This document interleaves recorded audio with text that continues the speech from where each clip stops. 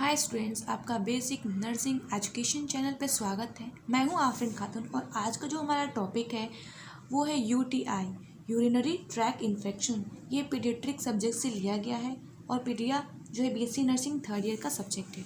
ठीक है, तो इसमें हम लोग देखते हैं जो यूटीआई वो क्या होता है। तो पहला है डेफिनेशन। यूटीआई का डेफिनेशन क्या है? Presence of infective agents usually bacteria that exist anywhere between the renal cortex and urethral meatus. Presence of infective agent, infective agents के प्रेजेंट होने से, वो इन्फेक्टिव एजेंट बैक्टीरिया हो सकता है। ठीक है, प्राय बैक्टीरिया ही होता है जो कहाँ प्रेजेंट होता है, रीनल कॉर्टेक्स और यूरेथ्रल मीटर्स के बीच में ही वो बैक्टीरिया प्रेजेंट होता है, जिसकी वजह से यूटीआई होता है। ठीक है, नेक्स्ट जो है वो है कॉजेटिव ऑर्गेनिज्म ऑफ यूटीआई, कि कौन सा कॉजेटिव ऑर्गेनिज्म है जिसकी वजह से यूटीआई होता है, यूरिनरी ट्रैक इन्फेक्शन। ठीक है, तो जो मेन होता है जिसकी वजह से यूटीआई होता है वो है ई कोलाई। ठीक है, एस्चेरिचिया कोलाई, इसकी वजह से यूटीआई होता है। नेक्स्ट है अदर ऑर्गेनिज्म, मीन्स इसके अलावा ई कोलाई तो इफेक्ट करता ही है, यूटीआई के लिए रिस्पॉन्सिबल है। और जो दूसरे ऑर्गेनिज्म हैं जैसे कि स्ट्रेप्टोकोकस, स्टेफाइलोकोकस और स्यूडोमोनास, ये जो 3 ऑर्गेनिज्म है वो रिस्पॉन्सिबल है यूटीआई के लिए। जो नेक्स्ट हमारा है हेडिंग वो है contributing factors of UTI, means कौन कौन से फैक्टर हैं जो यूटीआई के लिए रिस्पॉन्सिबल होते हैं। ठीक है, तो जो हमारा पहला है वो है वेसिको यूरेटिक रिफ्लक्स। वेसिको यूरेटिक रिफ्लक्स एक ऐसी कंडीशंस है जिसमें जो यूरिन जो होता है वो बैक फ्लो हो जाता है, जो हमारी ब्लैडर होती है वहाँ से यूरिन बैक फ्लो हो जाता है यूरेटर के थ्रू। हो सकता है एक यूरेटर और दोनों यूरेटर के थ्रू जो यूरिन है वो किडनी में बैक फ्लो हो जाता है। ठीक है, नेक्स्ट जो सेकंड है वो है ऑब्स्ट्रक्टिव यूरोपैथी। इसका मतलब है कि जो यूरिन है वो फ्लो नहीं कर पाता है ऑब्स्ट्रक्शन की वजह से। यूरो मीन्स जो यूरोपैथी, जो यूरिन का जो पाथवे होता है उसमें ऑब्स्ट्रक्शन होने की वजह से यूटीआई होता है। ठीक है, and neurogenic bladder. Neurogenic bladder एक ऐसी कंडीशंस है जिसमें जो ब्लैडर जो होती है वो अपना कंट्रोल खो देता है। ठीक है, किसी भी नर्व प्रॉब्लम की वजह से। वो नर्व प्रॉब्लम या तो ब्रेन में किसी भी चोट लगने की वजह से या मल्टीपल स्क्लेरोसिस होने की वजह से नर्व में किसी भी प्रकार की प्रॉब्लम होती है, जिसकी वजह से जो ब्लैडर को कंट्रोल करने वाला नर्व है वो उसमें डैमेज हो जाता है। ठीक है, उसकी वजह से भी यूटीआई होने के चांसेस है। नेक्स्ट है जो हमारा थर्ड है वो है चिल्ड्रेन विद माल न्यूट्रिशंस, मतलब जो बच्चे माल नरिश्ड है, ठीक है, सही से डाइट नहीं ले पाते हैं, बैलेंस डाइट नहीं ले पाते हैं, उसकी वजह से भी यूटीआई होने के चांसेस है। नेक्स्ट है जो हमारा फोर्थ है वो है रीनल पैरेन्काइमल डिजीज़, मतलब जो हमारी पैरेन्काइमल सेल्स होती है किडनी में वहाँ पे डिजीज़ होना। ठीक है, जैसे कि ग्लोमेरुलाई होता है, इंटरस्टिशियम होता है, ट्यूब्स होते हैं और छोटे छोटे जो वहाँ पे ब्लड वेसल्स होते हैं, वहाँ पे किसी भी प्रकार की डिसऑर्डर होने की वजह से यूटीआई होना। ठीक है, जो अदर फैक्टर है जो रिस्पॉन्सिबल होता है यूटीआई के लिए, पहला है यूरिनरी स्टैसिस। ठीक है, जो हमारा पहला है वो है यूरिनरी स्टैसिस। यूरिनरी स्टैसिस मतलब loss of ureteral tone which leads to dilations of ureters, renal pelvis और एंटालिसिस भी होते हैं। ठीक है, मतलब जो भी यूरिनल टोन होती है उसमें लॉस होना। ठीक है, जिसकी वजह से जो यूरेटस होती है, जो रीनल पेल्विस होती है वो डायलेट हो जाती है। ठीक, उसकी वजह से भी यूटीआई होने के चांसेस हैं। जो नेक्स्ट है वो है ब्लैडर नेक ऑब्स्ट्रक्शंस। ब्लैडर की जो नेक होती है, जो नैरो पार्ट होता है, जो पोर्शंस होता है उसमें ऑब्स्ट्रक्शंस होना, जिसकी वजह से यूटीआई हो जाता है। क्योंकि जो जब भी वाइडिंग की कंडीशंस होती है या बच्चे को टॉयलेट लगता है तो सही से ओपन नहीं हो पाता है। ठीक है, सही तरीके से एडिक्वेटली ओपन नहीं हो पाता है वाइडिंग के वक्त, जिसकी वजह से ये ऑब्स्ट्रक्शन होता है और ऑब्स्ट्रक्शंस की वजह से यूटीआई हो जाता है। ठीक है, जो नेक्स्ट है तीसरा है पुअर पेरिनियल हाइजीन, मीन्स कि cleaning the private areas of patient, मतलब जो भी बच्चा है, जो पेशेंट है, उसकी पेरिनियल जो पोर्शन होता है उसको उसमें हाइजीन मेंटेन करना है, ठीक है। नेक्स्ट है यूरिनरी कैथेटराइजेशंस और इंस्ट्रूमेंटेशंस, मतलब जब भी कैथेटर इंसर्ट करते हैं ब्लैडर में यूरेथ्रा के थ्रू, तो बार बार यूरेथ्रा के थ्रू इंसर्ट करते हैं, ठीक है। तो उससे क्या होता है, उससे भी इन्फेक्शन होने के चांसेस है और जिसकी वजह से यूटीआई हो जाते हैं। नेक्स्ट है लोकल इन्फ्लामेशंस, मतलब जो लोकल रीजन है वहाँ की उसमें इन्फ्लामेशन होता है, तो जिसकी वजह से यूटीआई होने के चांसेस हैं। नेक्स्ट है क्रॉनिक कॉन्स्टिपेशंस, मतलब कि लंबे समय से कॉन्स्टिपेशन है जिसको, तो उसे भी यूटीआई होने के चांसेस हैं।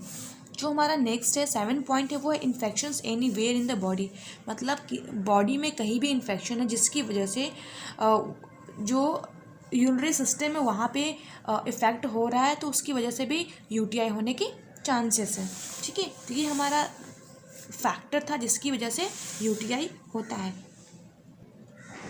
अब नेक्स्ट है क्लिनिकल मैनिफेस्टेशंस, मतलब कि क्या क्या यूटीआई के सिम्टम्स शो होते हैं। तो अगर नियोनेट्स की बात की जाए तो नियोनेट्स जो होता है जन्म से लेके 28 दिन तक का जो बच्चा होता है। सेप्सिस विथ फीवर, मतलब कि इन्फेक्शन होने की वजह से बच्चों में फीवर, वोमिटिंग और डायरिया, ये सारे कंडीशंस सिम्टम्स देखने को मिलते हैं। इसके अलावा jaundice, poor weight gain means weight gain नहीं कर पाता है बच्चा, और लिथार्जी, ठीक है। ये सारे सिम्टम्स देखने को मिलते हैं नियोनेट्स में, यूटीआई की वजह से होने वाले सारे सिम्टम्स हैं। नेक्स्ट है ओल्डर इन्फेंट, फ्रीक्वेंट मिक्चुरेशंस, मतलब बार बार उसे टॉयलेट लगेगी, एंड ओकेशनली कन्वल्जन, और कन्वल्जन होने के भी चांसेस हैं, ठीक है, उसे सीजर आने के भी चांसेस हैं। नेक्स्ट है ओल्डर चिल्ड्रन, जो ओल्डर चिल्ड्रन होते हैं उसमें डिस्यूरिया होता है। डिस्यूरिया मीन्स पेनफुल यूरिनेशंस, मीन्स कि जब भी उसे टॉयलेट लगेगी वहाँ पे बर्निंग सेंसेशंस होगा। नेक्स्ट है हाइपोगैस्ट्रिक पेन, हम हाइपोगैस्ट्रिक जो रीज़न होता है वहाँ पे पेन होगा यूटीआई की वजह से। हाइपोगैस्ट्रिक जो रीज़न होता है, मान लो ये हमारा एब्डोमिनल कैविटी में 9 रीज़न होते हैं, ठीक है, 9 रीज़न होते हैं। तो जो ये वाला पोर्शन होता है ये होता है हाइपोगैस्ट्रिक रीज़न होता है, ठीक है। और ये अम्लाइकल होता है, तो अम्लाइकल का जस्ट नीचे वाला जो रीज़न होता है एब्डोमिनल कैविटी में वो होता है हाइपोगैस्ट्रिक रीज़न, और यहीं पे पेन होता है, ठीक है, यूटीआई होने के वजह से। नेक्स्ट है फ्रीक्वेंसी एंड अर्जेंसी ऑफ मिक्चुरेशंस, मैंने अभी बताया कि बार बार टॉयलेट लगेगा उन्हें। नेक्स्ट है यूरिन में also have a foul smells, और जो भी बच्चे यूरिन करेगा उसमें क्या होगा, फाउल स्मेल, मतलब बैड स्मेल होगा, स्मेल करता है। नेक्स्ट है पेशेंट विथ पाइलोनेफ्राइटिस, मतलब अगर कोई पेशेंट है उसे पाइलोनेफ्राइटिस है। पाइलोनेफ्राइटिस मीन्स जो किडनी होती है वहाँ पे इन्फ्लामेशन होना due to bacterial infection, bacterial infections की वजह से किडनी में इन्फ्लामेशन होना, ठीक है। अगर इन्फ्लामेशन हो जाएगा तो वहाँ पे फीवर, सिस्टेमिक टॉक्सिसिटी, मतलब बायोलॉजिक पाथवे या जो भी प्रोसेस। नेक्स्ट है सिस्टेमिक टॉक्सिसिटी मीन्स जो भी बायोलॉजिक पाथवे होती है हमारे बॉडी में, जो प्रोसेस होता है उसमें किसी भी तरीके से फेलियर होना जिसकी वजह से टॉक्सिसिटी हो जाना बॉडी में, ठीक है। तो ये भी सिम्टम्स है यूटीआई का। नेक्स्ट है चिल्स मीन्स ठंड लगना, flank pain means flank region में यूटीआई की वजह से पेन होना।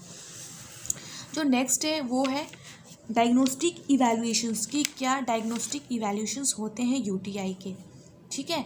तो जो हमारा पहला है वो है यूरिन कल्चर, जो हमारा पहला है वो है यूरिन कल्चर। यूरिन कल्चर में क्या करते हैं, बैक्टीरिया को डिटेक्ट करने के लिए यूरिन कल्चर करते हैं। दूसरा है urine analysis to detect and manage wide range of disorder such as UTI, kidney disease and checking appearance and concentrations of urine. Urine analysis इसलिए करते हैं ताकि कोई भी डिसऑर्डर को डिटेक्ट करने के लिए, या यूरिन का जो अपीयरेंस है कैसा दिख रहा है, ठीक है, कलर कैसा है और यूरिन का कंसंट्रेशन कैसा है उसको चेकआउट करने के लिए यूरिन एनालिसिस करते हैं। जो थर्ड है वह है यूएसजी, अल्ट्रासोनोग्राफी। अल्ट्रासोनोग्राफी इसलिए करते हैं ताकि जो भी कंजेनाइटल एनोमलीज है किडनी में उसको चेकआउट करने के लिए या डिटेक्ट करने के लिए यूएसजी करते हैं, अल्ट्रासोनोग्राफी। नेक्स्ट है एमसीयू। एमसीयू का जो फुल फॉर्म होता है वो होता है मिक्चुरेटिंग सिस्टोयूरेथ्रोग्राम। इसमें एक डाई यूज़ करते हैं, ठीक है, डाई कंट्रास्ट यूज़ करते हैं यूरेथ्रा की एक्सरे करने के लिए, ठीक है। नेक्स्ट है जो पांचवा है IVP, intravenous pyelogram. Intravenous pyelogram भी एक ऐसी डायग्नोस्टिक इवैल्यूएशन की टूल्स है जिसमें कुछ मटेरियल को इंजेक्ट करते हैं ताकि जो किडनी है, यूरेटर है, ब्लैडर को इवैल्यूएट करा जा सके, किया जा सके, इसलिए इंट्रावेनस पाइलोग्राम यूटीआई में यूज़ करते हैं। ठीक है, ये वाला डायग्नोस्टिक इवैल्यूएशंस। नेक्स्ट है रीनल स्कैन। रीनल स्कैन्स में जो भी रेडियो एक्टिव मटेरियल्स होते हैं, जो रेडियो आइसोटॉप्स होते हैं, उसे यूज़ करके रीनल के जो पोर्शंस होते हैं उसे स्कैनिंग की जाती है। नेक्स्ट है ब्लड एग्जामिनेशंस। ठीक है, तो जो ब्लड एग्जामिनेशन है इसमें क्या करते हैं, इसमें चेक करते हैं कि जो TLC का लेवल है वो कितना है, जो टोटल ल्यूकोसाइट काउंट होती है, और ESR की लेवल भी चेक की जाती है।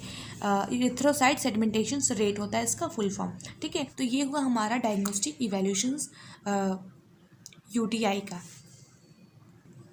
नेक्स्ट है मैनेजमेंट की। UTI का मैनेजमेंट क्या होता है? Initial treatment depends on the age and clinical condition of the patient. मतलब जो भी इनिशियल ट्रीटमेंट देंगे वो डिपेंड करता है कि एज कितना है और क्या उसकी कंडीशन है पेशेंट की, उसके अकॉर्डिंग ट्रीटमेंट होगा।